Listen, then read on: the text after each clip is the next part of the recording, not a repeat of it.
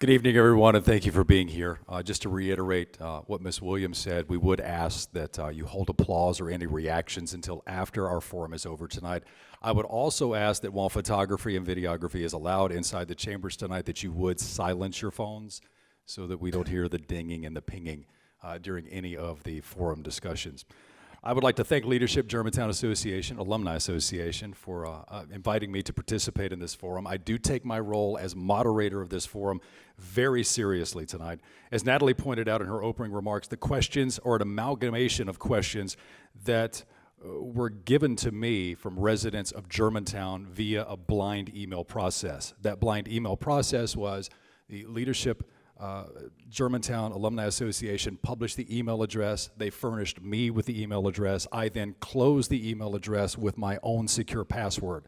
No one else has seen these questions but me. So those questions came from you, the constituents, you, the voters of Germantown, and I would like to thank everyone who did send in questions. They were very insightful, they were very thoughtful, and we will be reading specifically from a couple of those responses tonight. Now, these questions voice the concerns of the people, and they will be asked, giving you, the candidates, the opportunity to answer so that your platforms will be reflected, thereby arming the voters, I should say, who are here and watching tonight on Germantown Public Television with the information that they need to cast their votes. Now let's begin the forum by welcoming our candidates. I'll start from my right. For Alderman, Mr. Scott Sanders. For Alderman, Mr. Brian White. You recognize your incumbent mayor, Mayor Mike Palazzolo. Don't worry, I get those tweets too. For Alderman Mary Ann Gibson. Candidates, welcome. Are you ready to begin? I do need to read one disclaimer. Each of the candidates will be given the opportunity to make opening remarks, or I should say no opening remarks, followed by the aforementioned questions, then concluding with closing remarks. The order of the closing remarks was determined by a flip of the coin. There is a 2-minute time limit for each set of remarks and responses to their questions. And one final note before we begin. You'll notice we have 2 empty seats this evening. One candidate for Alderman, Jeff Brown, is out of town tonight, and mayoral candidate John Barziza is legally obligated as a conservator to another individual that is keeping him away as of 5 p.m. today. He, like Mr. Brown, send their regrets, and both have asked for a representative to be allowed to read a closing statement at the end of our forum. I will invite them to the front at the end of the forum to read those remarks publicly. Now, our first question, and I will begin on my right. This is regarding prior experience. Prior experience in government obviously is by far not a requirement for any of the offices being voted on in this election. But one overriding sentiment from voters is involvement beyond public office. At what level have you previously been involved in civic patronage and or volunteerism that puts you shoulder to shoulder with other citizens? Give specific examples of things that you might have learned in doing so, in working in these efforts, and how that kind of experience can help any office leader better understand and be in touch with the community they serve. Mr. Sanders, I begin with you. Thank you, and thank you, Leadership Germantown, for having us here tonight, and thanks to the citizens that are here in the auditorium and those watching on TV. To address your question, Daryl, I've been in public service all my adult life. After graduating from Arkansas State University with a Bachelor in Criminology, I was a police officer in Jonesboro, Arkansas, until I was selected to serve as a United States Marshal for the last 32 years. Prior to that, I attended the scouting program there in Jonesboro, participated in many community service events, volunteered with the Craighead County Sheriff's Office, handling bloodhounds, working with the Jonesboro Police Department in the Criminal Investigation Division as a civilian, volunteering my time to classify fingerprints and set up fingerprint files. When I moved to Germantown about 20 years ago, in 2005, I attended Leadership Germantown. Graduated that program, learned a lot about how our city government works. Subsequent to that, I served 3 to 4 years on the Public Safety Education Commission. Being in government service with Hatch Act complications and necessary approvals from our ethics officials, It was hard to serve on many of our other city commissions, but I have volunteered both at church and civic organizations here in Germantown, and have enjoyed every bit of it. So I want to continue serving our citizens as your alderman, and thank you. Thank you, Mr. Sanders. In deference, Mr. White. And if at any point, candidates, you need to repeat a question, please just ask, interrupt and ask, and I will gladly do so. Mr. White. Good evening, Darrell. Thank you for having us tonight. Thank you for the LGAA, the Alumni Association, for putting on this event. You know, it was around 22 years ago that I was involved with a company that relocated me here. And when I got here, I met with a real estate agent, and that real estate agent was very, very good. And I said to that person, I said, I really want to live in a place that's safe. I said, I want to live where there's excellent schools, strong home values, and a place that has a real sense of community. My agent quickly realized that there was really only one choice for that, and it was Germantown. So since moving here, I found Germantown to be exactly as we desired it would be, and it's been that way for the past 20 years. And because of that, I established my business here. We worship here, we shop here, we learn here, and we play here. This is the place where I've built my financial advisory practice. I've invested in commercial real estate that also houses my practice, and this is where we built our home. Because I believe in giving back, as you mentioned, to the city, I believe that we have served many different capacities over the years. Currently, I serve on the Financial Advisory Commission, and that commission helps us develop our city budget. I've served as a two-term chairman of the board for our Germantown Chamber of Commerce. I'm a graduate and past president of Leadership Germantown. I'm past chairman of several committees in my church at Germantown Baptist Church, including chairman of the deacons, president of the board of trustees, and chairman of our finance committee. I've learned a lot about working with diverse groups of people, and a lot I've learned in my church, and a lot I've learned in the groups that I have served in our city. My strength as a business owner and a financial advisor helps me understand the financial matters of our city, and that's important because I'm a leader who believes in accomplishing the goals of our city without raising taxes. I've served in several leadership roles in our city, and I'm comfortable working with a diverse group of people, and I had the experience to make me the ideal candidate for your alderman, position 1. Thank you. Alderman Gibson. Thank you, Darrell. When I think of experiences that have shaped my life, it is not a small thing to look out into the audience and see friends and family that are dear to me. My parents moved here in the late 70s and taught me that if I wanted to make a difference, that I needed to get my hands dirty. I needed to work hard at finding solutions. And so when I look at specific experiences that have shaped my role as an alderman for the last 4 years, I look at where I spent my time. 10 years on the Parks and Rec Commission here in the city, served as vice chair for many of those years. And again, having 3 kids that they thought that was their second home, I can't think of a better place to spend that time with my husband, Steve. Our time at our church, leadership roles, whether it was with United Methodist Women or as a founder of Cooking with Joy, a co-founder with my husband, Steve, with Cooking with Joy, raising money for a charter school in North Memphis that really brought me into that next phase of my life that I never expected, which was as an advocate for students. I had done that for my own children, but I was able to serve on the Unified School Board with 22 other school board members. And when I think of experiences that have shaped me for my role as alderman, it is that good, the bad, and the ugly of what that board was, to advocate for our most precious resource, our children. Thank you. Mayor Palazzolo. Thank you, Darrell, and thank you for moderating this evening, and thank you, Leadership Germantown, for hosting this event. I'm a proud alum of Leadership Germantown. I was in the first class in 1996. I'm the product of 2 educators. My parents both are educators, and they raised 2 boys that became educators. I taught school for 3 years before transitioning into a banking career and then into higher education. And that servant leadership model was developed through my parents, and I'm greatly appreciative for that. I've served on many commissions, I think virtually all of them in the city over the years. I got my first leadership start really in Leadership Germantown and went through that program. I was a member of the Chamber of Commerce at the time, and I rose through the ranks as a committee member and as an ambassador and as a board member, and then became the chairman of the board of the chamber as well, and went through leadership as far as serving on the board. And I've gotten involved in a lot of things in the community, whether it's Rotary or Kiwanis or the Knights of Columbus at my church, or members of various PTA organizations.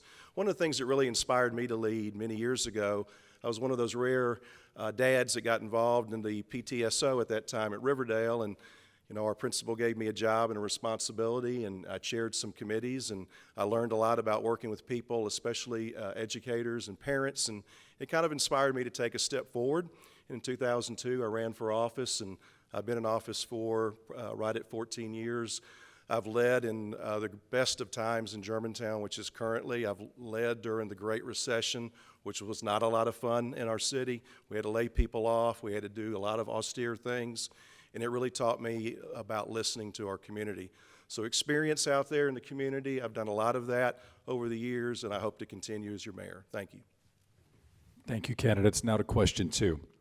Mr. White, you'll be responding first. This is in regards to public safety. Overall, as most know, Germantown is considered one of the safest cities, not only in Shelby County, but in the state of Tennessee. Statistics bear this out year in and year out. Relatively speaking, violent crime here, the rate is low, but citizens are concerned about a perceived rise in petty crime, and specifically how petty crime could affect the overall crime rate and then lead to a cascading increase in more serious crimes. There is no simple answer to fighting crime. Everyone understands that.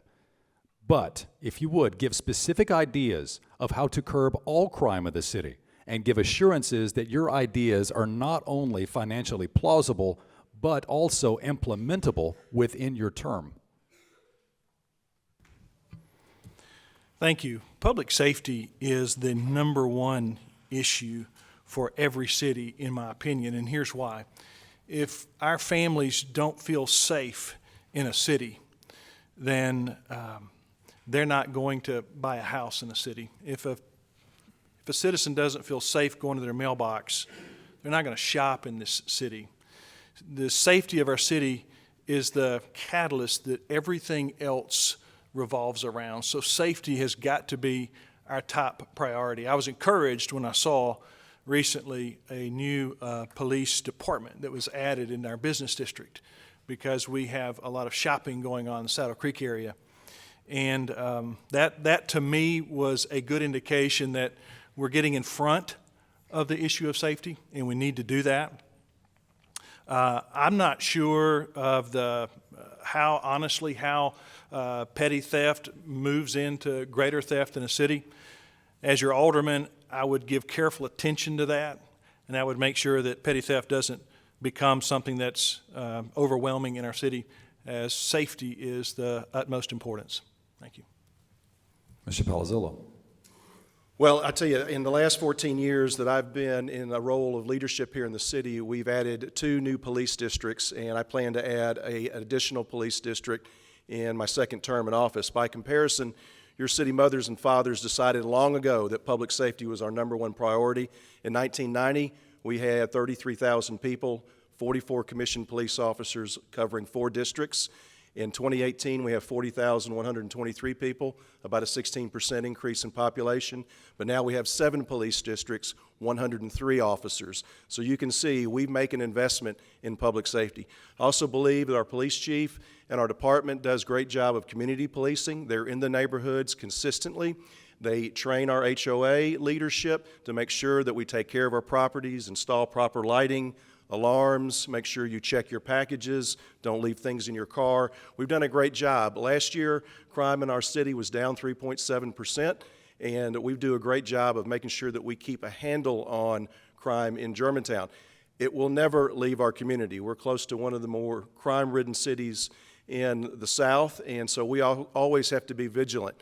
I stand firm to make sure that we always have first responders as the primary employees in our city. Matter of fact, in 2000, we had right at 401 employees in our city.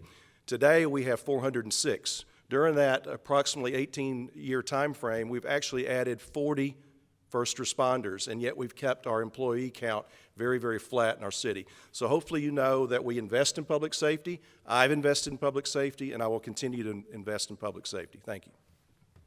Ms. Gibson. Well, to follow Mayor Palazzolo when you talk about public safety is almost, I could say, everything that he just said is key to the growth in our district as far as the public safety. I apologize. Reducing the response times, that is going to be necessary to make certain that we have the appropriate response to petty crime. We've gone from 3 minutes, 31 seconds to 2 minutes, 44 seconds.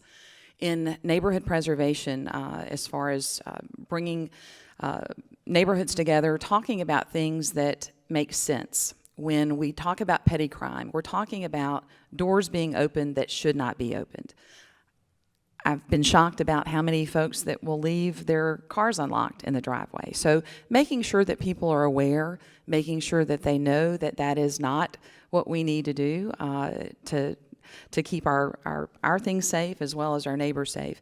By adding that extra police district, we added 10 officers this past year.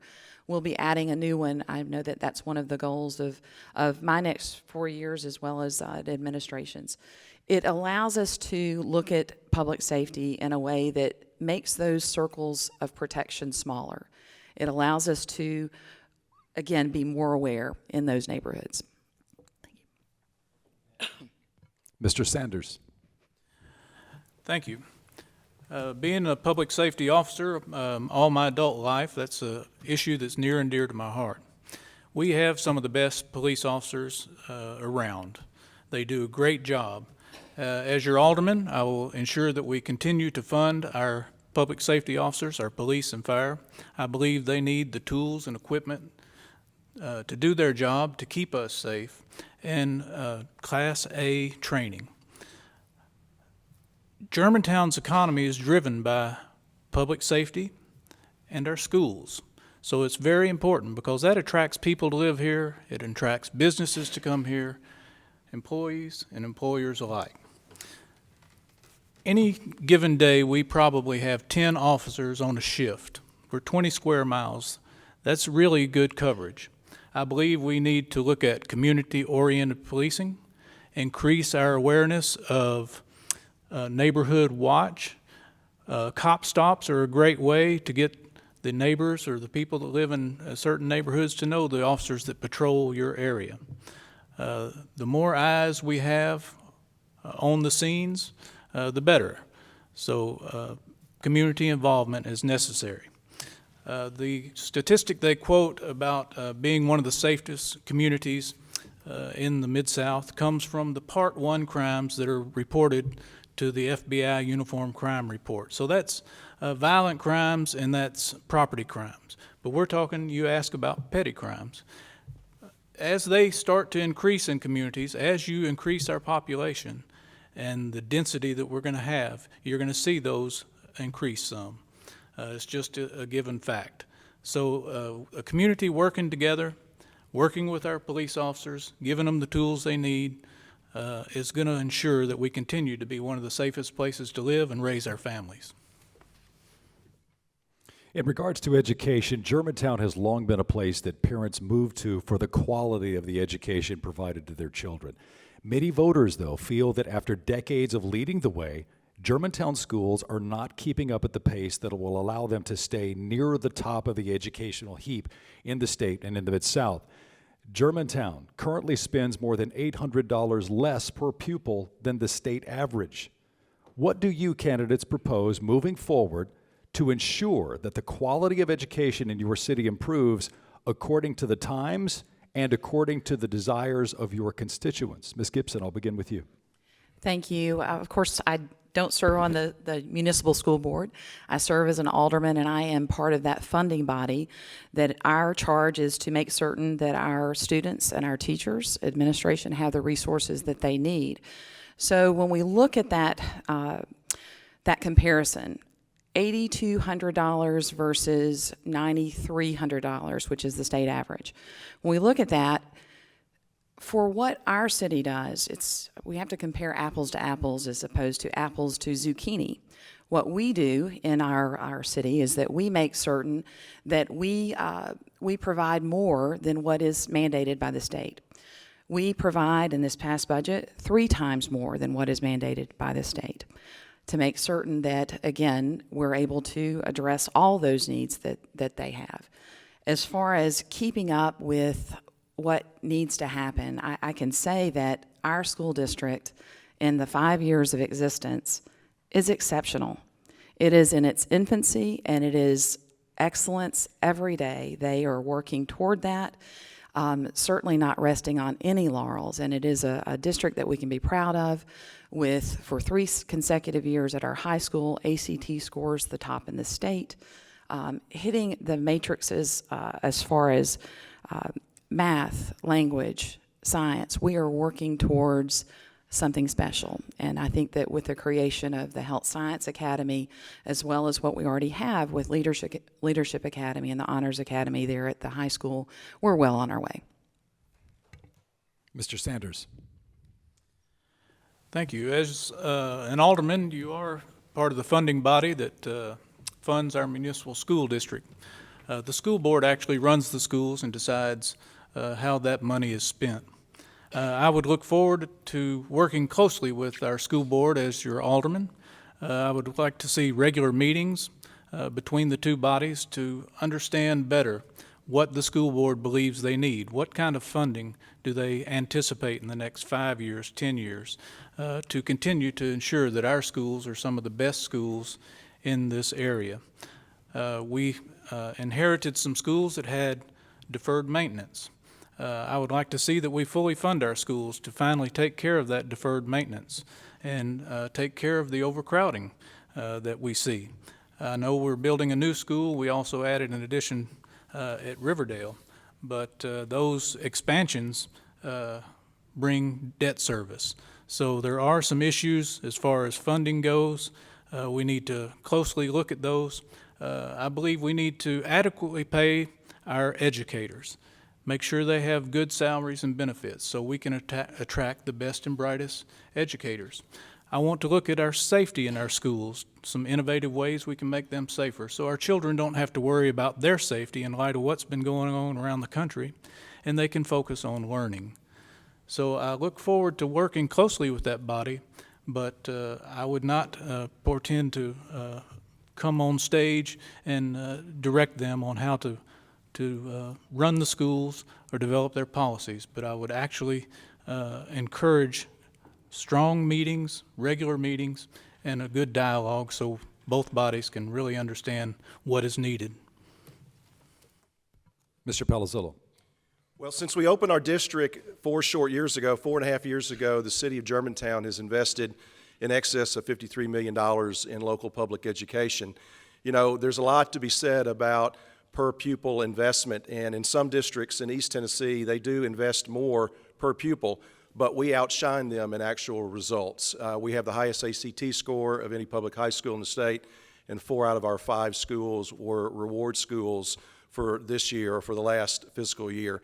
So we are producing great results with efficient budgets. Your city is required to invest about $2.5 million per year in maintenance of effort. This budget, we do 3 times that amount, right at about $7.5 million that we invest in public education. You know, if public safety is priority number 1 in Germantown, public education would be priority 1A, without a doubt. We have continued to make sure that we have been great stewards of taxpayer dollars and great partners with our school district. We have started, as the Vice Mayor mentioned a moment ago, we have initiated and we will launch in 2019 a Health Sciences Academy to go along with the 3 other academies at Houston High School. This will be another great way to attract even more talent to our community. We've got 6 of the 10 largest healthcare providers are located and headquartered in Germantown, and that's in the entire Mid-South. We are building partnerships with those organizations, and we're going to produce a world-class STEM opportunity at Houston High School. So the future is bright. You know, the crowding is an issue that has already been solved. We're building a new elementary school. Once it's open, all the portables, all the modulars are gone. We'll net 743 new seats as well. We have in our budget, in the 5-year budget, for an addition at Houston Middle School. If that cohort of grades expands a little bit, so we're ready to literally break ground on that when the school district lets us know. And so the partnership has been strong. We've got education work group meetings that go on all the time, and so that is our commitment to public education. Thank you. And Mr. White. Thank you, Darrell. We're in a unique position, I think, in our school system. Just 4 years ago, if you'll remember, we had 2 school districts. We had Memphis, and then we had Shelby County. And then in a short amount of time, we had 1 school district. It was called Shelby County. And then right after that, we had 7 school districts. So in a short amount of time, we've built a school district, the Germantown Municipal School District, here in our city. And I can't tell you how proud I am of our teachers and administrators and all of the people that pulled that together in a short amount of time, and in a short amount of time to begin winning awards. They just didn't put a school system together to make ends meet. They put a first-class school system together. So as aldermen, it's important for us to give them proper funding in order so that they can do their job. You know that if we don't have the seats there, we end up losing funding. And our mayor mentioned the MOE and how important that is. Clearly, the amount of money that we invest in every student is important, but it shouldn't be the only measuring stick. As mentioned earlier, there are some in the East Tennessee that receive more money than we do, and we win awards for academic excellence over that. So I think it's being physically responsible with our students, making sure they have what they need and their facilities are up to date. So clearly the amount of money invested in each student, while it's important, doesn't necessarily measure success. What does measure success, and where we do excel in a city, is our parent-teacher organization and our parent-teachers that invest not only in our schools but also in our students. Thank you. Next, let's discuss growth. And if you'll bear with me, I'd like to read from the city's website just for context and understanding of the question. From the city's website, in January 2015, the Germantown Board of Mayor and Aldermen approved a process for the development of a long-range strategic plan to guide the growth and development of this community for the next 15 years. The long-term planning process focused on the understanding and influencing the future rather than simply preparing for or adapting to it by aligning resources to bridge the gap between our present condition and the desired future. End quote. Now, this is viewed as a way to innovatively allow the city to grow without losing itself into urban sprawl. What is your analysis of the 2030 plan to date? 3 years into the 2030 process, have you seen the planned results? And give specific examples of how you would redirect the plan if your answer is no. Mr. Palazzolo, I'll start with you. Well, thank you. You know, one of the things when I became mayor in 2014, at that particular time, we had a relatively new board of mayor and aldermen. I had 10 years of service experience. Collectively, our entire board, the other 5 members, had a total of 10 years of experience. So I thought it was very important for us to go through a year-long strategic planning process known as Germantown Forward 2030. So in 2015, we embarked on that, and we were making sure that we follow that plan. Growth is very important for a city. Controlled and managed growth is very important because the lifeblood of any community that has fully annexed all the property within its legal boundaries, you have to make sure that you're very judicious with literally every plot of land available. I look at some of the things that came out of the 2030 plan. I look at some of the things that came out of our economic strategic plan from 2012 and prior plans as well. And it was all about creating a sense of place and a sense of community and a sense of village. You know, when we're going to build new schools, we've got to be able to pay for them somehow. The project known as Thornwood, which is near the intersection of Neshoba and Germantown, when fully built out, those little 28 acres compared to 12,500 acres of total mass in a city, those little 28 acres will produce about $1.5 million in revenue for the people of Germantown. The debt coverage on the new elementary school is $1.45 million. So that little plot of land just paid for our future in Germantown. So we have to be judicious. We have to make sure that we plan appropriately, and we need to follow the SMART plan and also follow the Germantown 2030 plan, and that'll enable us to grow in a wise manner. Thank you, Darryl. Ms. Gibson. The 2030 plan, the takeaway for me after that year-long process that the aldermen actually did not take part in, that was something that we got to watch the citizens come together and formulate a plan for our future. The previous strategic plan was called the 2020 Vision Plan. And so much of what we do as aldermen, we have to have a vision of what we want to see our city be, and the courage to be able to implement that. And so one of the very specific things from the strategic plan that I took away was the focus on where I'd spent my life in those parks, and I believe made a concerted effort to make certain that we looked at the park master plan, comprehensive park master plan. Again, that will be the document that will serve us for the next 20 to 30 years as far as what we are going to do with our 29 parks, our 21 miles of greenway, what that will be for every neighborhood park. In Germantown, we are fortunate in that we have a public park within 1.5 miles of almost every home. It's still a point of pride for me. And so professionally, when I'm working with a client and they are new to this city, it is a staggering commitment that this city has made to open space, to those placemaking, those community areas where we can gather and be. Mr. Sanders. Thank you. The 2030 plan covers 9 key performance areas. As they've said, it was over a 12-month period, and we had 30 of our citizens that worked on that. But whose vision was that? After that plan was developed and put together, it was presented to our Board of Mayor and Aldermen. Did the community have buy-in? Were they consulted in the plan? Did we do some surveys and ask, what is your vision?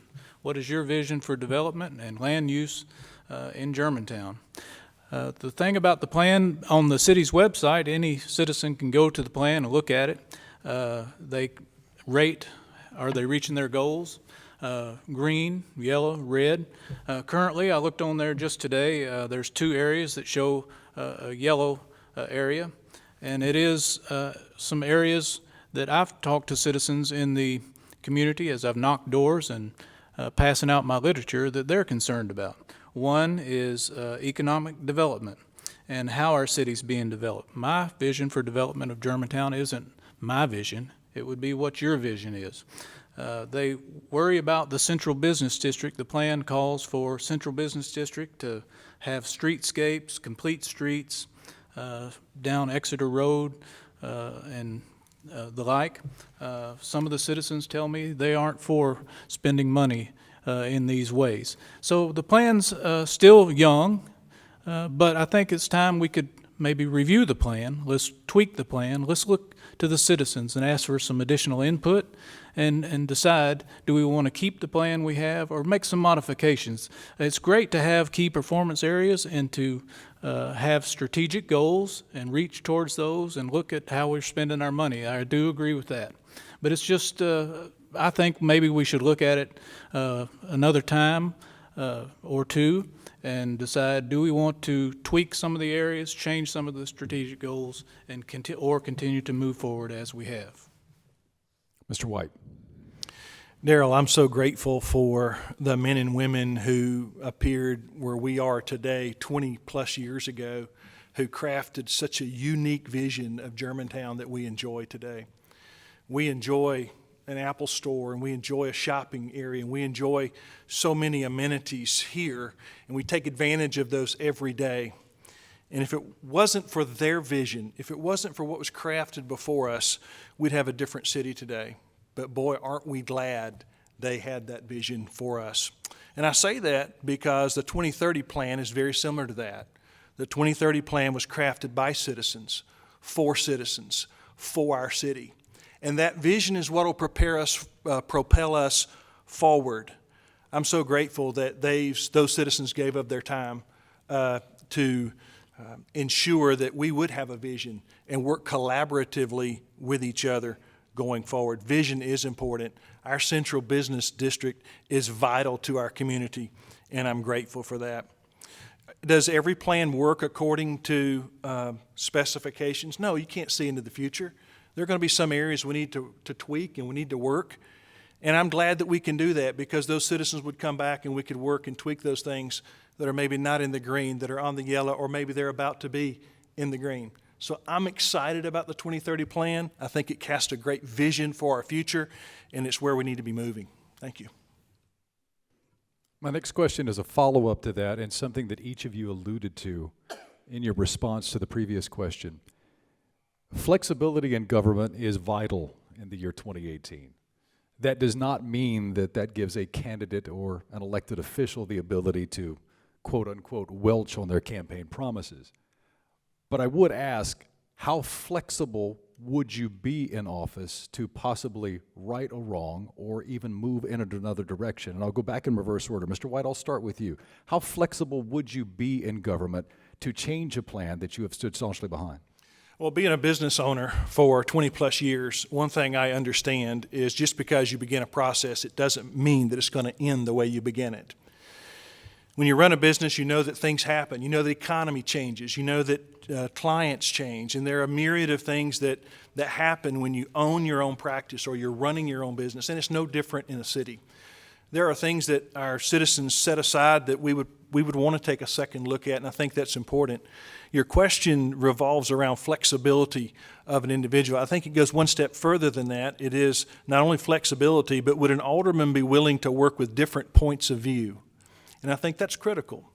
As leaders in our city, we need to be willing to, as they say in our national alliances, we need to work across an aisle. Just because somebody doesn't have the same view as you or I might have, their views are still very important. And so being flexible is critical for an alderman. It's critical for a leader in our city, and I wouldn't hesitate to be flexible to work with citizens at any time. Thank you. Mr. Sanders. Thank you, Darrell. That's what I was alluding to. I would be flexible. I do believe we do need to, after we develop plans, go back and look at them from time to time. You can't build a 2030 plan and start following it and just continue to follow it until 2030, until we have to have another plan. I do believe that as an alderman, I would be able to work with the other individuals that represent you on the board of mayor and aldermen. I would look to build consensus, listen to other people's views, consider those, and if I realize that I was incorrect in my original decisions or thinking, absolutely, I'm open to change my opinion, work with the other individuals, look at their points of view, and strive to create and continue with the best plan that we could come up with to the benefit of our citizens. Ms. Gibson. Just looking back in the last year, what has occurred in our city, I have a very real-time experience, that of the Cordova Triangle. Many of our neighbors that live just across the street from City Hall were zoned for smart growth zoning. And after 10 years of not having any projects come before the city that were viable, I made a proposal on January 8th of this past year to have that zoned as residential only. And I can say that this past Monday, we voted accordingly. So just as Brian mentioned, that you have to be willing to change. You have to be able to look at things, especially at the city level, to make certain that a good decision is still a good decision.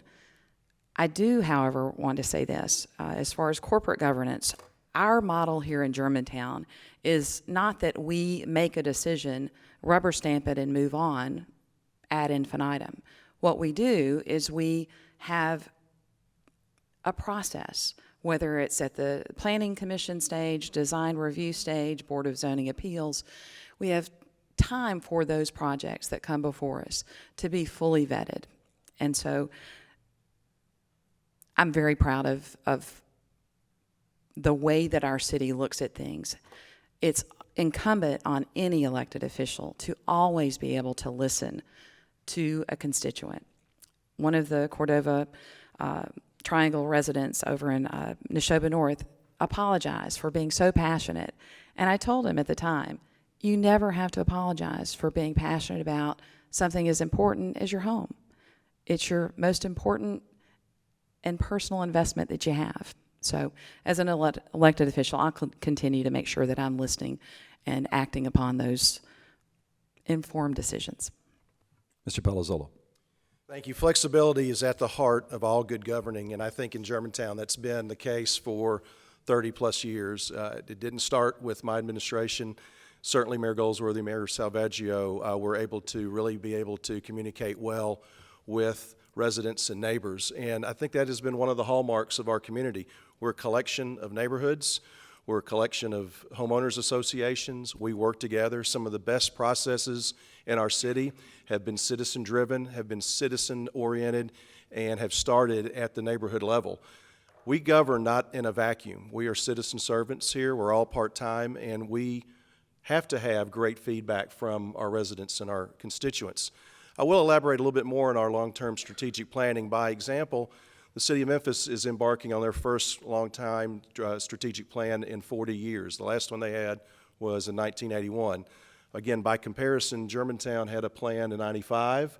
In 05, we had Germantown Vision 2020, and then in 2015, Germantown Forward 2030.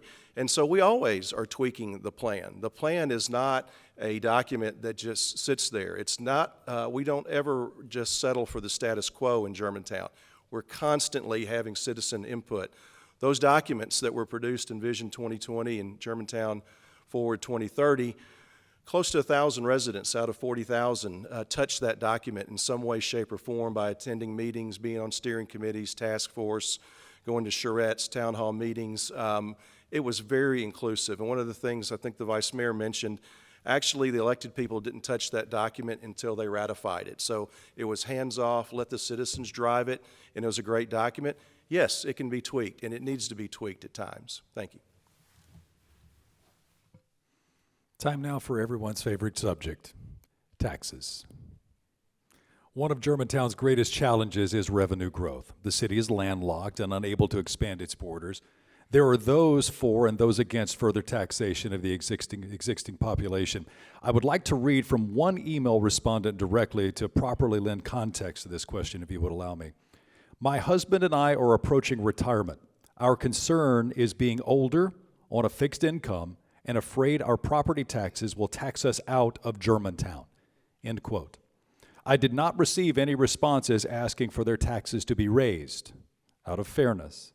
But you as candidates, how would you balance the concerns of both those who desire the economic development and growth which could require those higher municipal taxes versus those who feel they cannot afford to pay higher taxes? Mr. Sanders, I'll begin with you. Taxes is a subject that many folks have talked to me at their doorstep as I've been campaigning. If you look at our annual surveys, though, our citizens do say that they believe they get good value for their taxes here in Germantown. We provide high-quality services based on that property tax that we bring in, and most people realize that. Property tax in Germantown provides 58 to 60% of our general fund revenues. I think that's too high. We need to look for ways that we could diversify a bit. Some examples would be some federal grants, state grants, maybe work with our legislators to see if we could make some changes in Nashville to bring more of the tax dollars back to the municipalities so we could reduce our reliance on property tax. I want to work to bring new retail, more restaurant options to Germantown. I would like to see us spend our money here tax money, sales tax is booming in Germantown. We're on track for over $10 million in property tax. The times are good in Germantown. I do agree the property tax has continued to climb. I think as we start paying down some of the debt service, and with the new tax, sales tax revenues we see coming in, even though they are elastic tax and it could go down in bad times, I don't see anything in our current budgets 5 years out or further showing that there's even a thought of reduction in property tax. So I think we could look at spending, look at revenues, try to balance those, look for some diversification and lower reliance on our property tax, and then eventually, hopefully, the citizens could see a reduction. Mr. White. In my financial advisory practice, we work with almost exclusively retirees. And so the tax question from retirees is an often talked about issue with them. I'm excited to tell you that from the Financial Advisory Commission, one of the things that we watch carefully is sales tax revenue. And I recently learned that over the last fiscal year, we have collected more sales tax revenue in every month over any month in the past 10 years. Now just let that sink in for a second. So January fiscal year, this year, we collected more sales tax revenue than at any other January in the past 10 years. And it's the same for February, it's the same for March, it's the same for April, all the way through. And why are we collecting more sales tax revenue? That's the answer. We have more people shopping in our city. We have more people spending in our city. And that doesn't account for the fact that we just brought on a grocery store where they line up to go in and take all the produce off the shelves in Trader Joe's. So sales tax revenue is important. And listen, we don't need to be dependent on somebody else for our own revenue. We need to create it ourselves. And we can do that by smart, careful planning, uses of our resources, and especially in regard to our sales tax. I want to mention one other thing. You know, we lost the hall tax recently, and that was something that we had to overcome. And also, we've spent $50 million+ in our school system we weren't planning on doing. We've done a fantastic job in managing these assets and a fantastic job in using that sales tax revenue. So sales tax revenue is important. Thank you. Ms. Gibson.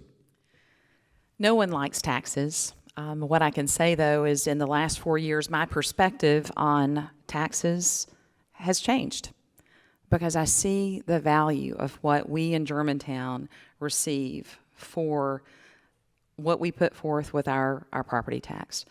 When you look at property taxes, the need for diversification is exactly why we are developing our central business district as well as those gateway nodes in the way that we are.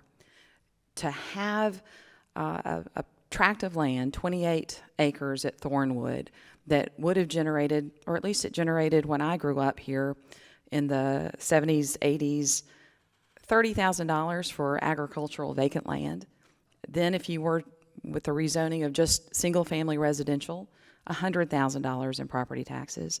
To now see that at $1.5 million for property taxes as well as projected sales tax revenue.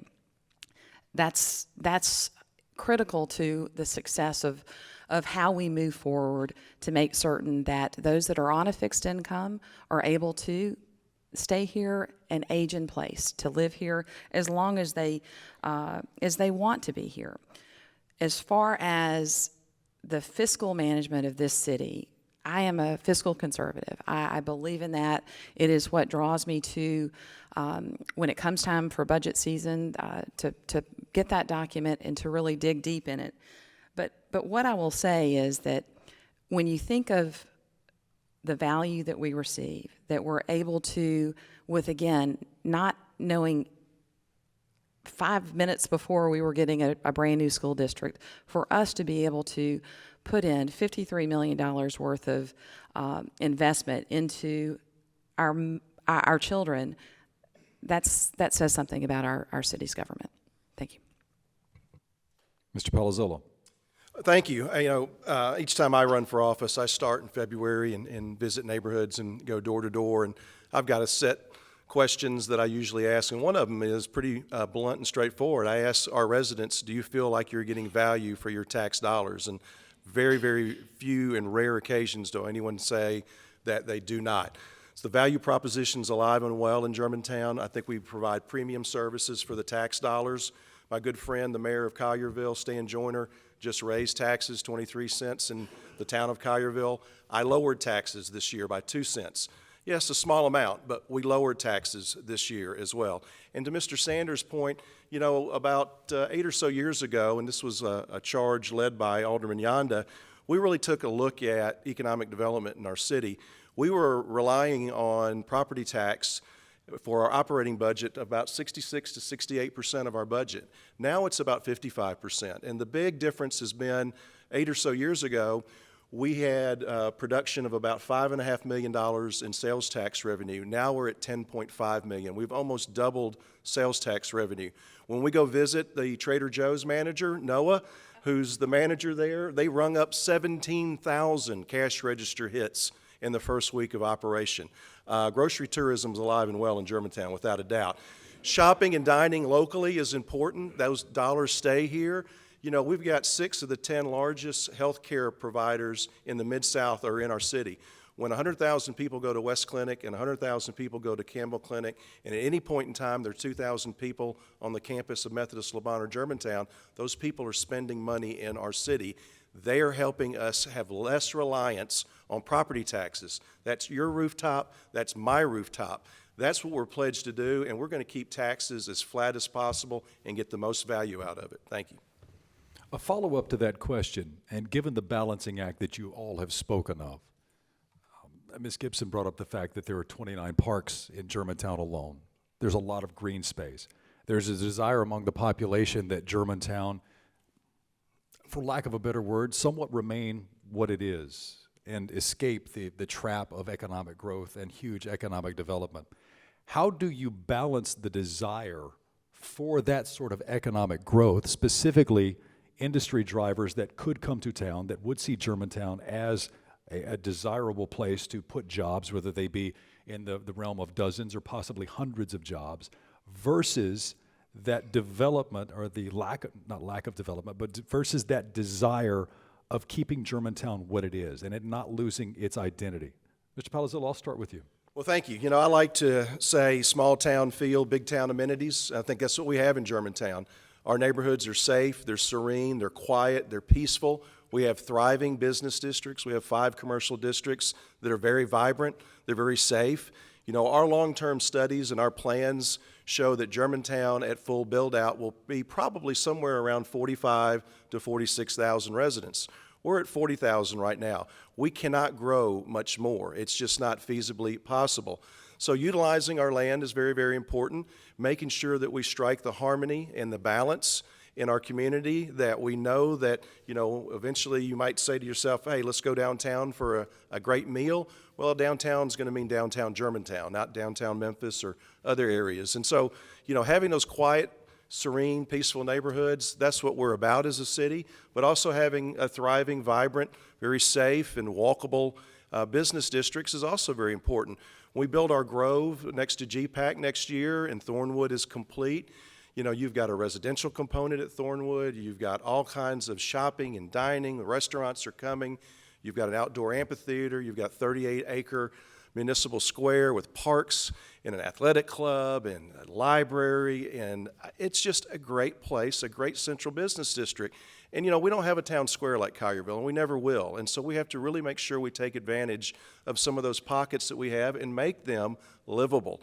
And that's the goal, and Darrell, it's striking the harmony, the balance, and that's always not an easy thing to be able to do, but with citizen input and with great planners, we'll achieve that. Ms. Gibson.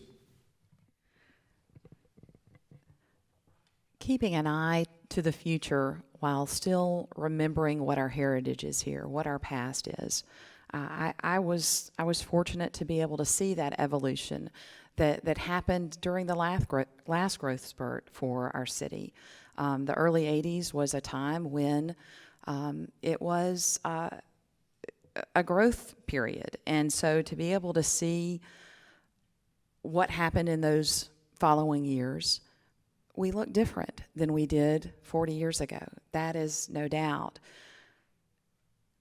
To some, the change is stark. It is different. We are different than we were yesterday. We'll be different when our kids look back and say where we are when they're raising their families here. I think that the key is, as the mayor alluded to, is that we make certain that our neighborhoods are protected, make certain that we are making those places, those senses of community, whether it's at Thornwood with the green space at the clock tower, or the Bobby Lanier Farm Park, which is where I've spent the last 6 years investing my time. With all the parks that we have, we still are able to have that old time feel, old town feel, but we've got to have an economic driver. And for us, in looking just at notes from 4 years ago, it was important that we attract business, that we attract residents. And folks, we are doing that in big ways. Trader Joe's, the Container Store, my favorite store coming from another city, Bella Vita, will be here at Thornwood. We are doing that in a way that will allow that nasty word taxes to be minimized. Mr. White. Darrell, I think you mentioned the term balance the desire for economic growth. That's kind of where we're headed. Correct. Balancing the desire of economic growth versus those who would like to see Germantown remain what it is today. Very good. Without losing its identity, Right. it might be a Right. better way. Very good, thank you. It's interesting that it's phrased that way because, in case you haven't noticed, we are a very attractive city for development. We're a very attractive city for businesses. Taking into consideration the citizens that make up our community, from the outside looking in, there are a lot of folks who look at us and say, wow, we'd really like to have our XYZ business in that demographic because we have such a strong demographic. And that's a good problem to have because it gives us choices. It allows us to be careful in our selection as a city and as we approve projects that come our way. The identity that we have has been crafted from years and years and years of character in our city, and we need to protect that. We are, as I was knocking on a door, a gentleman told me who was a little bit older than I am, a little grayer. He said, "Son, we're a horse town," and I said, "Thank you for that." But we're not a horse town anymore. That's our heritage, and that's where we've been. But going forward, we need to be able to balance that desire for economic growth and identity, and we need to protect our sense of community. Now, I don't see any development going on in our 29 parks or 750 acres of parkland. That's protected, but we do need to be careful of how we grow inside our central business districts. Thank you. Mr. Sanders. I think when we look at development, we need to look at it with a keen sense of the needs of the citizens, with a thoughtful, well-defined future. I will, as your alderman, look to the future well-being and development of Germantown, remembering the past while we also look at the future. We have rapid development here lately, it seems, within the last 4 to 5 years. It's come on so fast, I think we just need to slow down just a little bit, have a thoughtful approach, look at how we're developing what's left, how it affects our public safety officers, how it affects our fire department, how does it affect our utilities, our sewer, things like that. If we develop too fast, I'm afraid the need for additional taxes to help keep up are not far behind. So I just think before we approve any more hotels or apartments or dense development, mixed-use projects, we should stop and look and decide how fast do we want to bring these on and move along, and put buildings out on the edge of the road or street, sidewalk, and change the whole character of our community. I'm like some of the citizens told me, they want to protect and preserve our traditional neighborhoods and not change the character of our city, at least not so fast. Let's let it grow on the folks. Let's let it slowly develop, and let's decide, can we sustain what we're doing at such a rapid pace? Staying under the umbrella of growth and development, growth in the city has become somewhat of a polarizing issue. I'm sure you all know if you pay attention to social media. And the growth I'm speaking of specifically in this instance is the development of apartment living and other spaces specifically for renters. Many citizens see this as a way to grow the tax base, as do some politicians, while others see this as a degradation of Germantown's image as a city of established family homes. Candidates, what is your position on this style of development? What research have you done to support your decision, whether that be analysis of data or discussions with voters outside of your inner circle of political advisors and political influencers? Mr. White, I'll begin with you. Gee, thanks, Daryl. You're welcome. You just became no longer a friend. Wow, have we heard a lot about apartments in our city? You know, I hear a lot about them everywhere I go. I talked to one person at a meeting, and he said, we just got to stop building all these apartments. And I said, well, which ones are you talking about? And he said, well, you know the ones I'm talking about. No, I really don't. Which one are you talking about? Well, so we haven't, up till now, we haven't brought online a single apartment in the past 20 years in the city of Germantown. Up till now. In November, we've got apartments coming on in Thornwood. The 276, I think, apartments are there, ranging in price range from $1,600 to $2,800 a month. And the person that I was speaking with specifically said they're concerned about the riffraff. And I was quick to say I would not sure if I could qualify to live in those apartments. They are very high-end apartments. I think what we want to do is to be careful about how we develop, period. Whether that is apartments or whether that is businesses that come into our city. We want to be careful. We want to be physically responsible. And we want to know that every development that takes place, whether it's an apartment or whether it's a condo or whether it's a business, we need to know exactly how that's going to impact our city and how it's going to impact our citizens and this community that we've talked about that's so important to us that we've developed over these years. Am I for apartments or am I against apartments? I'll tell you what I'm for. I'm for very smart, sustainable growth. And that is where we need to continue. That's where we've been as a city for the past 20 years, and that's why we enjoy today some of the many attributes of our city that we enjoy today because of it. Thank you. Mr. Palazzolo. Thank you, Daryl.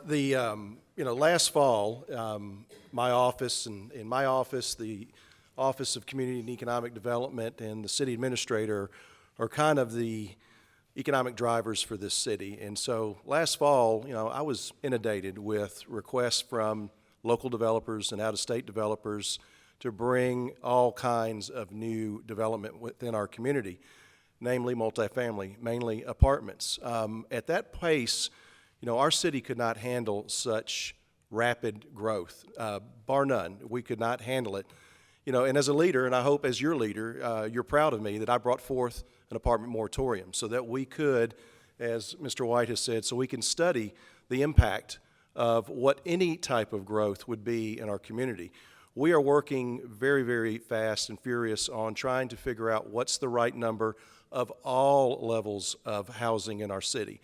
I think one of the candidates said tonight, one of the keys that they'd like to see this community become is a community that can age in place. And if you're going to age in place, you literally have to have residential choice at every level of your life. 20 years ago, we had no senior living in our city, and that was not embraced whatsoever. We managed through that, and now we've got 4 retirement communities. They're all fully occupied, and they're all very nice in our community. We have some senior apartments that are coming because the market needs that. But, at the end of the day, we need to make sure that we're very cautious on how we plan for the future. I am a residential first type of person. We need to strike great balance in our community, and our community has been built on single-family homes. We cannot handle a proliferation of apartments in our community, and that's why I put in place an apartment moratorium just about 12, 13 months ago. Thank you. Mr. Sanders. Thank you.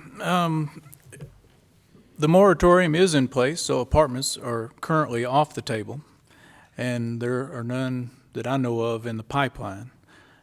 But that moratorium expires in July. As I've campaigned across the city, the citizens have made it known to me they do not want apartments. I tell them we do need housing needs for all stages of life. So what would that be? In my opinion, I could support condominiums, I could support brownstones, shared wall, or townhomes, things like that. The other thing they tell me we need is senior communities or senior housing. Most of the older folks that I've talked to say they describe it to me as 2,000 square feet, all on one level, very small or no yard, so they don't have to take care of it. They want to downsize. But how do you get developers to do that? They want the developers that want to come in, that have been contacting the city, want to build high density, mostly apartments, because that's the best return on their money. They can come, build it, make 10 to 12% return on their money. But the problem is, in my opinion, a lot of these developers and developments such as that get sold 5 to 10 years after they're built. And then what happens? Who maintains those? So I would just say that I would support no more apartments, as the citizens have told me. But I'd also like to work with the current developments we have in our city that are older, the older apartments or townhomes, and see if we could work with those folks to help them improve the look of them, keep them up a little bit better, make it a little more presentable for our city. So that's something else I think we should do also. Ms. Gibson. Daryl, what we've heard in our community over this past 2-3 years or so, where we've had more development come forward than we've seen in quite a while, what I've heard are confusion and fear, and sometimes that's by an opposing candidate or through our neighbors who are concerned about an influx of apartments. And so what I would say, I'm a residential realtor by trade. I sell the American dream of home ownership every day. That's what I do. And so for me to go to a community that understands what that is, 85% of our residents own a home. In our community, 7.5% are in apartments. And so if I were to tell you what I'm for is to make certain that every resident in our community is safe, that we don't look at someone in an apartment differently than we would in our neighborhoods, that we are able to address those concerns. The mayor spoke of the moratorium. I supported that, and during that moratorium, what I asked for was to make certain that we, rather than say no to all multifamily, that we really specifically addressed single structure apartments. I have no stomach for more of those to come here. When we look at responsible development, we want to see that mixed use, retail, office, lodging that we have. We're seeing that in Thornwood, the village of Thornwood right now, and I believe that to be the future. So that's what I'm for. I think it'd be appropriate to circle back and rephrase one of my questions in light of your answers to this. We've talked a lot about balance and striking balance here tonight and finding balance in between growth and sustainability. and growth in what you have, maintaining your own personal culture. Harkening back to a statistic that was pointed out by the mayor, you have roughly 40,000 residents in the city of Germantown right now, and your studies show that your sustainable number, your maximum sustainable number, is roughly 46,000 residents. You're also challenged in the fact that you do need a larger tax base. So I'll harken back to that question of balance. If apartments are not the answer, and Mr. Sanders did answer this partially, if apartments are not the answer in growing your own tax base for that sustainability, then do you have other answers? And Ms. Gibson, I'll harken back to you in reverse order on this question. We've already put that in place with the development at our medical district, as far as those nodes within our city that are going to be able to have multiple sources of revenue. For a commercial development, it's taxed at 40% as opposed to a residential development, which is 25%. To be able to bring in on that same parcel of land sales tax revenue, that is exactly what we're doing now. And so I think that for a city that is landlocked, which is what Germantown is, we have to be able to grow in those specific areas that don't encroach into our neighborhoods. Mr. Sanders. Being landlocked and not having much available land left is hard to get an exact balance. We're 20 square miles in Germantown. About 17 of those square miles are residential, 3 are commercial. In that regard, we're not going to have a true balance. I don't believe density is the answer, but we have to look at being a sustainable city, as you talked about, but that requires the long-term view. We have to look at the future well-being of our city. Growth too fast requires additional cost. Additional cost equals additional property tax, in my view. That's why I advocate taking a step back, a closer look, review of what we're doing to decide what the cost is versus the development. Again, I mentioned our reliance on our property tax. I look at ways to diversify that I mentioned. I look at bringing new retail and restaurant options in to supplement our sales tax. Again, we're over 10 million in sales tax, which is great. As far as ways we can fund other things, such as improving our parks, look at public-private partnerships. Look at International Paper, FedEx. We did it with Lander Ford for the stadium at Houston High School. We've got to look at ways to sustain our city without continuing to increase our property tax. Mr. Palazzolo. Yes, and I don't want to harken back to the Thornwood example, but also we had a project that was considered for the Arthur property in the heart of the Central Business District, and creating that true village of multiple residential choices is pretty important, whether they're brownstones or townhouses or patio homes. That particular project was going to have all of the above in retail, in restaurant, in open space, in parkland. That's the way you build a community and build a town square, and you do it in your Central Business District. You know, if we're not going to be able to provide all those different variety and choices of living styles, then we're not going to be able to, again, as Mr. Sanders says, we have got to be able to sustain, and we have to diversify our tax base. The only way to do that is to be able to do something like at Thornwood, where you've got 43 residential houses. They're almost sold out. I think the latest sales in there are over $1 million per unit, and that's in a fairly dense area. You've got retail, you've got some restaurants coming. The folks that own Itabena downtown, they're bringing a concept to that property called Moon Dance, which is a white tablecloth restaurant. There's nukes coming, there's retail coming, there's living space above the retail, there's a public park in the middle of those 28 acres. Those are things that, again, produce and revenue and take the burden off of us property owners. And I think that's very important because that's how we sustain our community as we reach that 45 or 46,000 in population. As I open this question with acknowledging the fact that this is and has been one of the most derisive issues in this particular election cycle, I would like to ask this question now. Ms. Gibson, you used the words confusion and fear regarding this particular issue.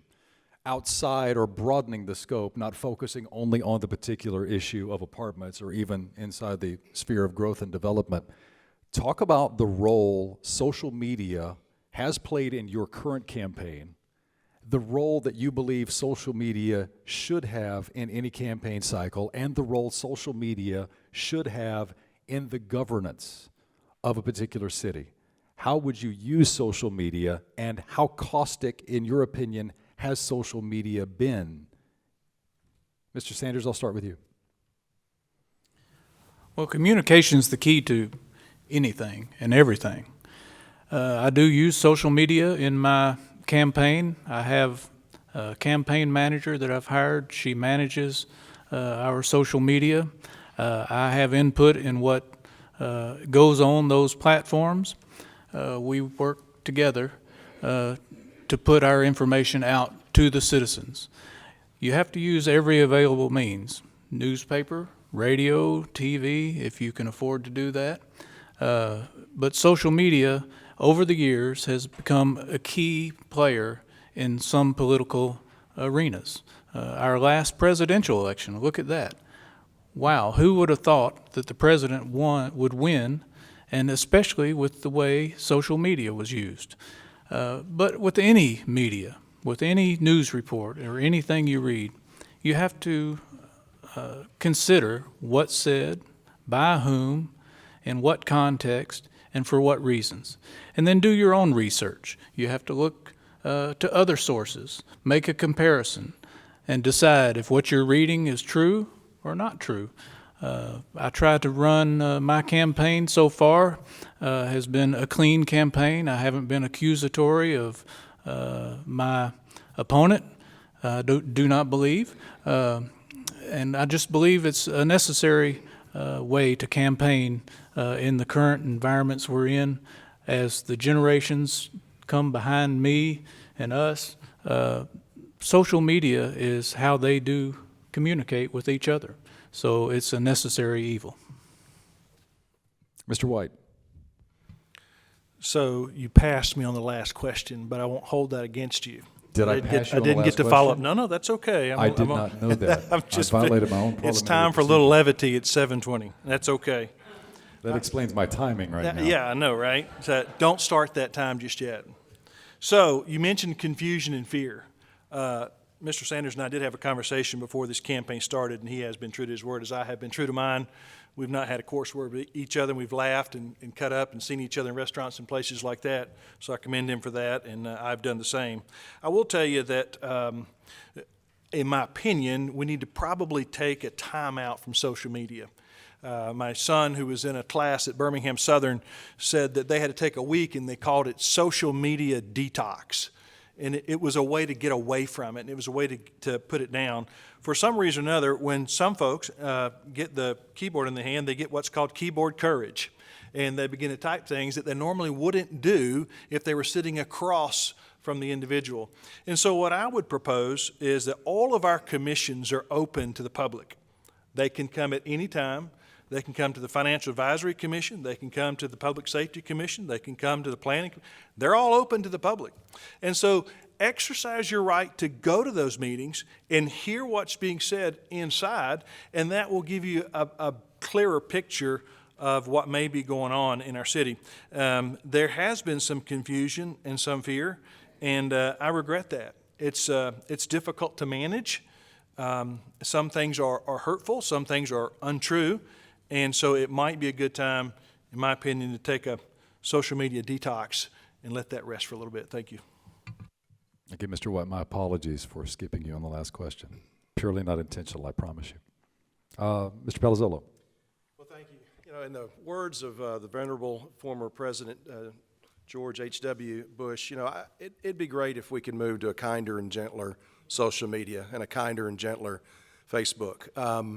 Because at the end of the day, it is about communications. But communications is a two-way street. And, oftentimes in governing, I get frustrated, and others in governing, and especially the daily civil servants that work for you at the city, they get frustrated because a lot of people, and a lot of the people that run different boards and different pages, they're almost have become a part of the media. And being part of the media is being fair and open-minded, and also getting multiple sides of any particular situation. And oftentimes we find that if something begins on Facebook and festers there, it's very easy if you ever have an issue that needs to be resolved at the city level, picking up the phone, sending an email, and asking about certain issues, can help diffuse things. Allowing rampant rumors to grow and fester has never been productive. I've coined a saying, and I don't like using it, but there's certain people that use that platform that I call the willingly uninformed. And if you want to be willingly uninformed, that's your prerogative. But information's out there. In my first 4 years here as mayor, we started 20 new engagement tools for citizen participation. We want to be more plugged in with our residents, with our customers, and we're trying as hard as we can to do that.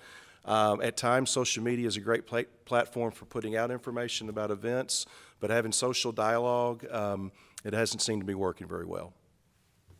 Ms. Gibson. I feel like this was a softball that just got teed up for me. So I would say that 10 years ago, I got on social media to annoy my children, to post pictures that they absolutely hated and talk about college days with old friends. But in today's environment, what we are seeing is something different, but it is the water cooler of our day. It is where we come together to be informed to an extent. And so one of the things that I decided 4 years ago was that one-on-one conversations, personal touch, whether it's a note in the mail, a phone call, or coffee, or a lunch, to be able to have dialogue with concerns that came up in everyday life. Because for 4 years, there is not a way, this I have learned, there is not a way to address the fire hose of information. It comes in rapidly on social media. It's just the nature of what that venue is. But what I would say is that to make certain that as an alderman you are able to communicate, my preference again is one-on-one. I'll continue to do that. In our campaign, we also have made sure that we're a vehicle through social media to make sure that information is pushed out. But it's not for meaningful dialogue. It just isn't. As political electees, as office holders, it is incumbent upon you to have thick skin. I think you can all agree on that. It is also incumbent on you to have broad shoulders. You have a large burden to bear, a large burden to carry. You have many, dozens, if not hundreds, sometimes thousands of voices in your ear all at once, many of those voices not agreeing with themselves, much less each other.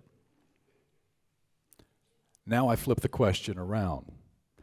You as candidates, you as elected officials, you probably have a clear understanding of what your expectations are as an elected office holder.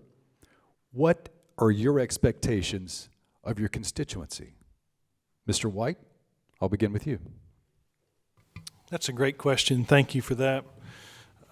It does require thick skin and broad shoulders to be in the position that we're in, and I admire those public servants, those that are serving now, those that served on our state level. I thought I saw Mr. Kelsey come in at our state level. I've seen others, and Rocky, some aldermen that are here. I didn't mention everybody, but you do have to have thick skin and broad shoulders. What I would like from my constituents is the opportunity to hear from you. And if you would like to say, hey, I need to see you for a cup of coffee, I want to run something by you, I want to be able to listen clearly, to listen openly, and to have a dialogue, a face-to-face dialogue. It's always the best. And sometimes the worst way to communicate beside social media is email, because you can't read, the facial gestures. You can't read those things. So I would ask my constituents that if you would give me the opportunity to hear you, I'd be so glad to do that, because communication takes place in more than just words. It takes place in our actions and our responses, and we read those on a daily basis. That would be the thing that I would appreciate from my constituents, and I'd give them the same opportunity. Mr. Palazzolo. Well, I literally have walked just about every street and every neighborhood in our city over multiple campaigns, and one of the things that I enjoy the most are having conversations with residents. I would only ask my constituents to, let's be able to listen to each other. Let's be fair to each other. One of the things that I get the most amount of energy from, we're called aldermen, or we're called mayor, vice mayor. But at the end of the day, in Germantown, over the time that I've been in service, we're just really customer service reps. And we thrive and want to be able to serve you. Politics is not a fun arena to be in. You do have to have a thick skin. But service is a great arena to be in. And being able to help people and change something in their life, even if it's so small as my first year in office, when we had horrible sanitation service and we had to fire our provider, and some of us went and picked up trash at people's home and discarded it for them. Sometimes we went and took them a new container. That was troubleshooting, and that's the thing that I enjoy doing. And you build that dialogue and you build those conversations with your residents one at a time. We live in a community that's small enough that you can know your alderman, you can know your vice mayor, you can know your mayor, you can pick up the phone and call, you can text. We all meet at different hours of the day. Sometimes people come here at 5 or 6 a.m. to meet with me, because we all have jobs on this board. And so, it's important for us to be able to communicate. And what I like most about serving you is that, you're willing to come halfway with me. And that's what I would expect from any resident or any client or any customer. Mr. Sanders. Thank you. You are correct about having broad shoulders and having thick skin. As a U.S. Marshal, for the last 32 years, I've heard all kinds of things from people that we were looking for or arrested, or from their families, or from citizens that would call me to complain about the actions of the officers of people that I supervised. But in the end, to answer your question, what I would ask for from my constituents is not anything more than I would give them or do myself. I ask people to be open and honest, bring the facts of the situation to me. Let's talk about it. Let's get the parties together, bring them together, and let's all participate and find the right solution. I think that's the best way to operate in an open forum amongst the folks that are involved in that particular situation. Ms. Gibson. As far as an expectation of someone who voted me into office, there is an expectation that they have of me to uphold this office with integrity, with character, being informed, being prepared, and to flip that over as far as what I need from them in this climate that we're in. I would ask to assume positive intent, that there not be the first reaction to think there's some nefarious reason that your garbage didn't get picked up, or because something didn't start on time. To assume that the folks that are working day in and day out, and I would say not even so much for an elected official, but the people that I serve with in this building, as well as whether it's Public Works, our Parks and Recreation folks, facilities, they do so, certainly it's their job, but it is their life. It is their passion, and they're here because they love the city. And I would say the same for me. I'm here because I love what I do. I love being able to serve.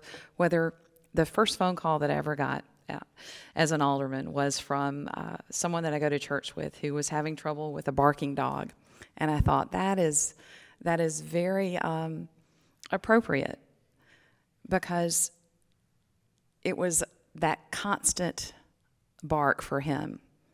And within just a few short minutes, we were able to get him to where he needed to be. And so to be the source of that source, that's important. In speaking of the two-way relationship, that symbiosis that you should have with your own constituents, a large part of that relationship that you do and should have with your constituents is the media. Radio, television, newspaper, online magazines, online bloggers. Talk about how you would frame your relationship with the media specifically to not only further your own platform, but also to be transparent in the governance of the city of Germantown. Mr. Mayor, I'll start with you.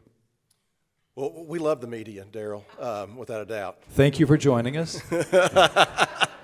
Well, let me tell you, one of the things that we learned in the last 4 years, and we have now a new daily newspaper, and at the time we were seeing a lot of disinvestment in our paper of record, and we were not getting as much coverage as we once did out here in Germantown or in the suburbs. And so as a city, we created the Germantown Up Front, the RE newsletter that goes out every Friday to the community. But at the end of the day, you don't want governing to be the fourth estate.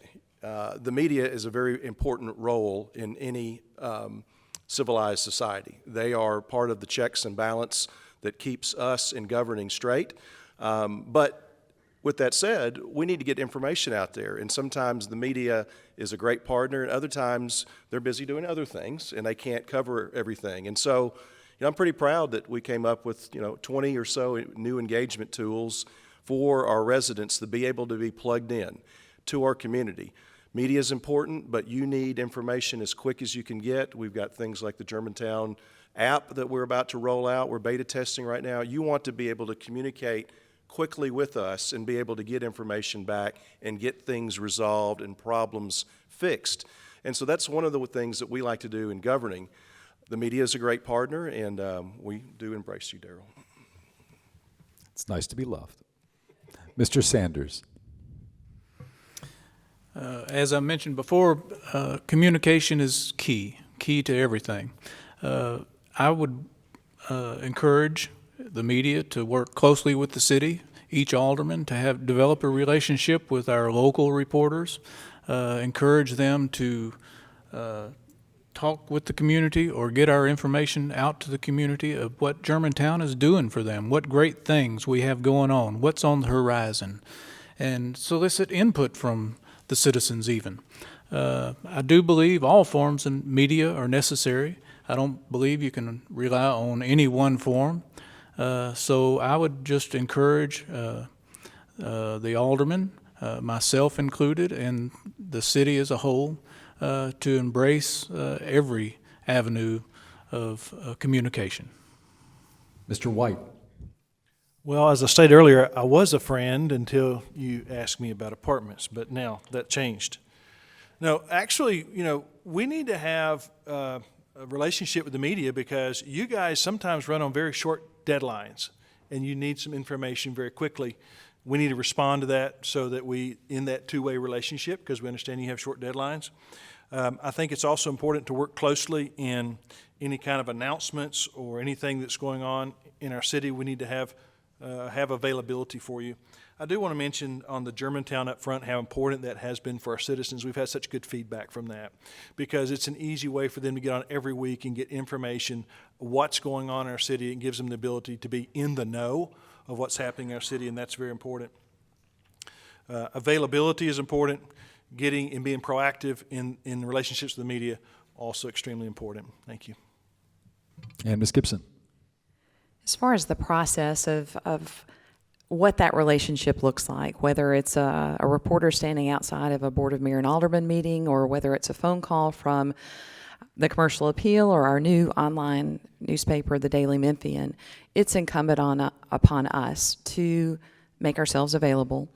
Certainly, one of the things that I do when I get that phone call is to ask what their deadline is. If I am not able to fully spend that amount of time with them, is to really make certain that I'm able to get back in touch with them. But it certainly will make ourselves available. As far as being the front person, we have a communications director here with our city.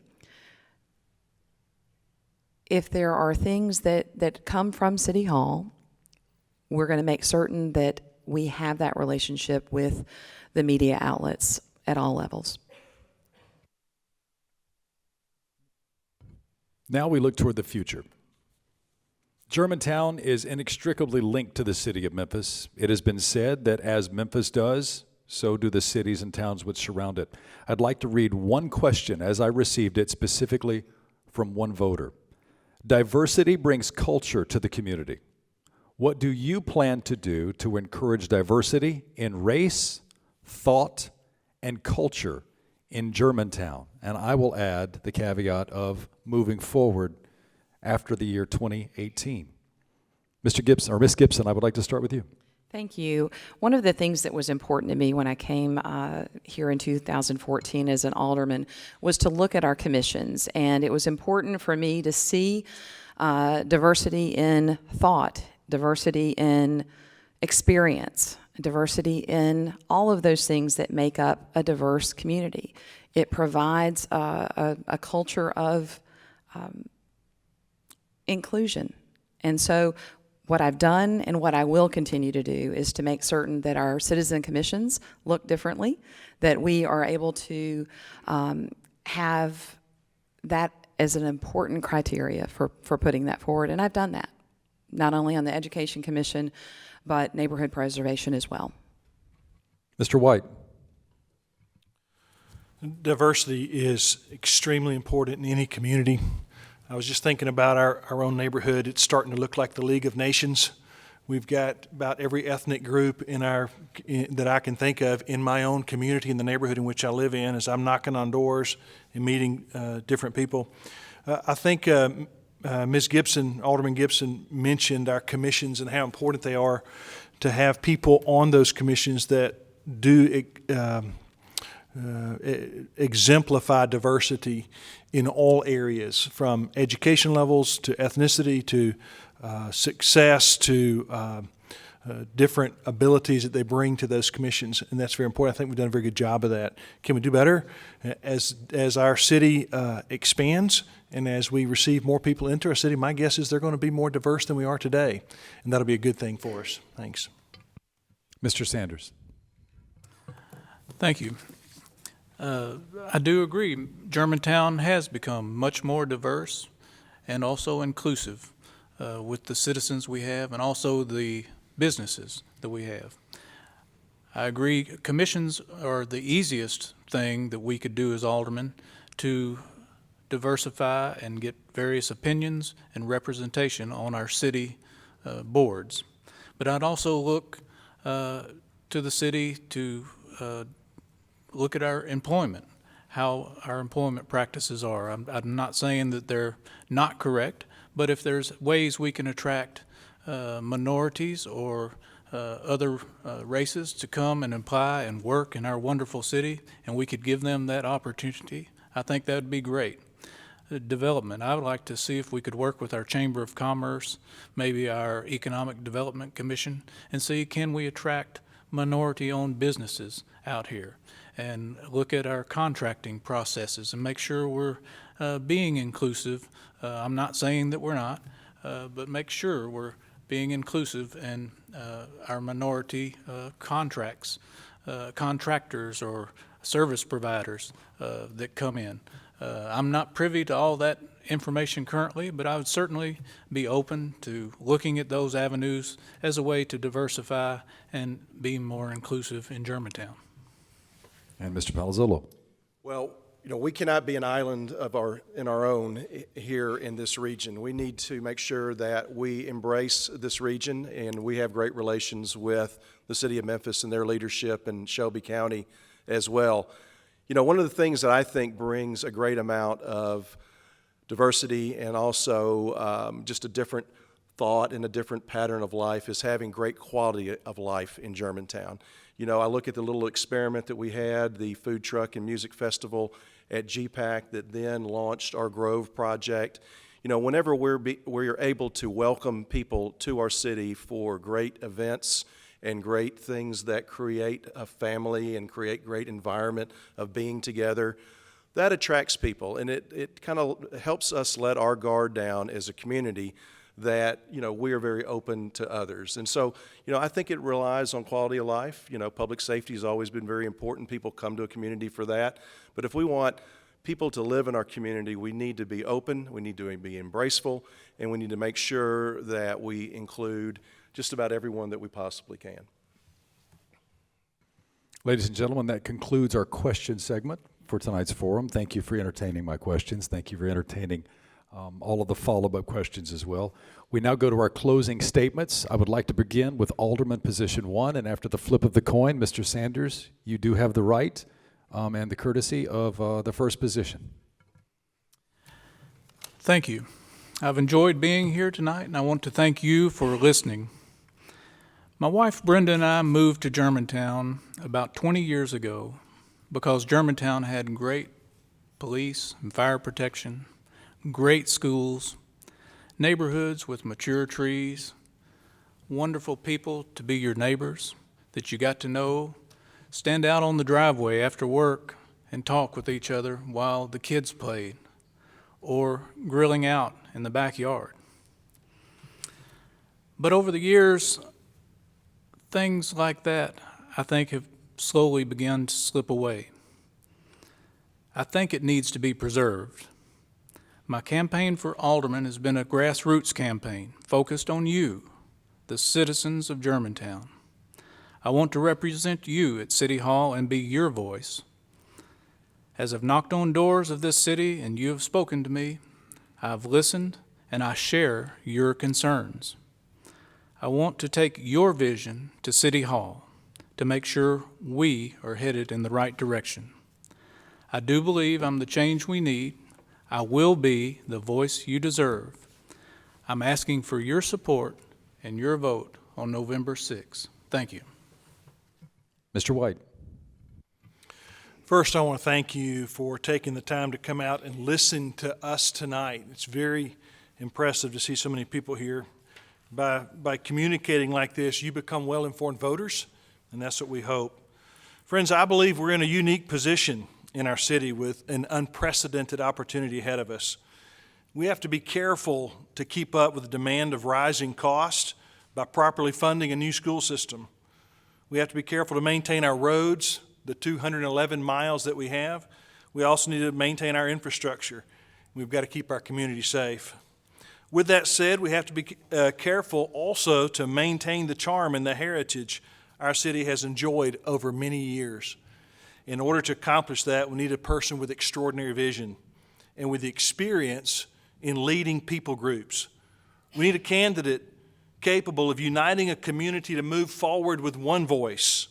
We need someone who understands the difficulty of making tough decisions, who represents the interest of the entire community, and who's capable of forging a path where all citizens can be proud of our community. Imagine a place where your children grow up and return to raise their children. Or imagine where our public schools are some of the best in the state and your grandchildren are attending those schools. I have the business experience. I understand financial matters as a financial advisor, and I've demonstrated leadership qualities and have served the community in multiple areas prior to running for office. I'm pleased that my real estate agent recommended Germantown to my family over 20 years ago, and my hope is that we'll continue to be visionary, that we'll be physically responsible so that I can recommend Germantown as a place to live 20 years from now. I ask for your vote November 6th, so we can continue the great momentum we've enjoyed all these years. Thank you. And again, notably absent tonight is mayoral candidate Alderman John Barziza. He is legally obligated as an individual's conservator, and that obligation kept him away from our forum this evening. He does have a representative here tonight who I would like to invite to the stage. Mr. Reardon, if you would, you can take the seat to the right for the cameras so everyone can hear you to read a prepared statement from Mr. Barziza regarding tonight's forum.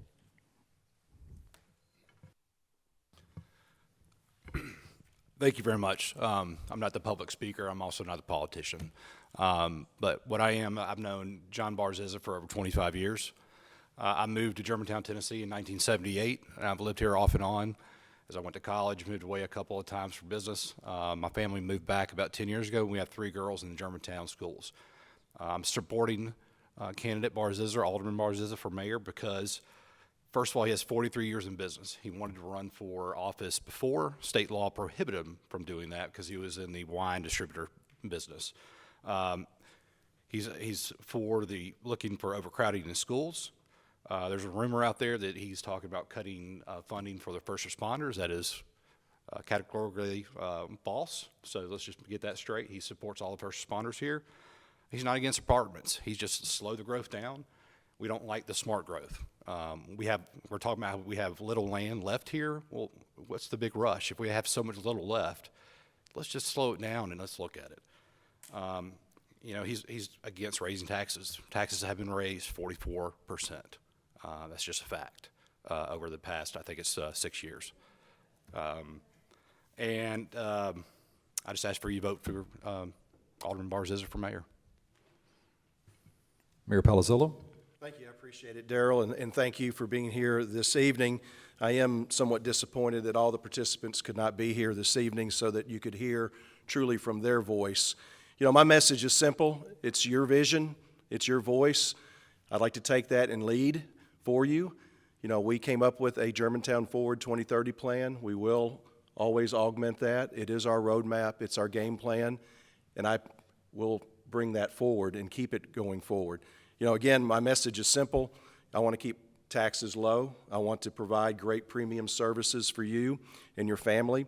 I want to make sure we fully fund our school district, and I want to make sure that we are the safest community in the country, period. You know, those things are very, very important. Those are things that I honor and make sure that I do for you each and every day. We moved here in 1977. My parents retired here. I want one day for my daughter and granddaughter to move back here to Germantown. I want it to be the community that they want to live in. And, you know, that's what drives me every single day that I lead the city. And it's the thing that inspires me to make sure that I commit to each and every day. I do humbly ask for your vote on November 6th. I promise to keep doing the best job that I can for you, the city of Germantown, and I hope you'll vote for me, Mike Palazzolo. Thank you. Also, the candidate for Alderman position 2, Jeff Brown, out of town tonight. He too has a representative here to speak on his behalf. Ms. Gibson won the earlier coin toss and has elected to go second. So I would like to invite his representative to the microphone just to Ms. Gibson's left. Thank you, sir. You have 2 minutes. And if you would, state your name. Sorry, on now. Thanks, Darrell. Thanks to LGAA and everyone in attendance. My name is Brian Thompson. No, I'm not Jeff Brown. I have a lot more hair than he does. Tough crowd. I serve as the treasurer for Dr. Brown's campaign, and him and I have been best friends for 35 years. I served as an alderman in Arlington for 12 years, so naturally when Jeff decided to run for office here, he asked for my help, and I gladly said yes. He just asked me to come by tonight to represent him in his absence and say a few words. Him and his wife Debbie are in Italy celebrating their 20th wedding anniversary on a vacation that was planned well before he decided to run for office. A little bit about Jeff, if you don't know, he's an anesthesiologist at Baptist East. Him and Debbie have 2 sons, Parker and Connor. They're both students in the Germantown School District.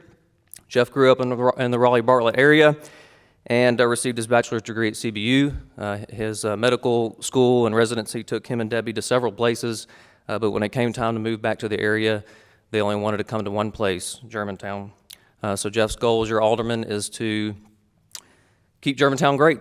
Be transparent, be responsive, do his due diligence, and listen to the needs of the citizens on the topics such as those discussed tonight. So just wanted to say that Dr. Brown would certainly appreciate your consideration and most importantly your vote. If you have any questions, his website is votejeffbrown.com, Facebook, Jeff Brown for Germantown. And I just want to say most importantly, just vote. Regardless of who your candidate is, go vote. Not only is it important at this level, but look at the issues we're facing as a state and a nation. So just go vote. Thank you. And finally, Alderman Gibson, your final words. Thank you. Folks, as we move into this campaign season, as it comes to a close, I wish that you had had the opportunity to hear my opponent here tonight. I want you to know that for the last 4 years, I have made this a priority, and I'm going to continue to do so. I grew up here, and with my husband, we've raised 3 children in the home that we bought over 23 years ago so we could walk our children to Farmington Elementary. We've grown to love our neighbors like family and have taught our kids that to be involved in our community, it's an honor, it's a duty, and it's a huge responsibility. I serve because I want my children, our children, to come home one day to raise their families, to live, to work, and to worship right here in Germantown. My vision for the city has evolved by having grown up here. We're a community of neighbors, caring for each other, working side by side, and it's been my great good fortune to work with some of the most creative and passionate employees, staff, citizens as your alderman for these last 4 years. I've had to make some really hard decisions on very complex issues, but I cast every vote with an eye to what our future looks like for our community, for our families with young children, and those on a fixed income. I love this place we call home, where our neighbors, again, have become family. I believe we are a community of kindness. I'll continue to work hard and assure you that I'll look at every vote, as I have in the past, through the prism of what's in the best interest for Germantown. I'm Mary Ann Gibson. I want to continue as your alderman, to continue this work, and I humbly ask for your vote on November 6th. Ladies and gentlemen, that concludes our forum for this evening.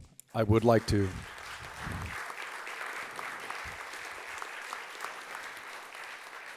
personally commend all of you in the audience tonight for your behavior and your attendance as well. I would also like to encourage, as each candidate has done and the representatives has done, please go out, exercise your right to vote. This is your opportunity to have the voice, the only voice that you will have in the governance of your city, the governance of the future of your city.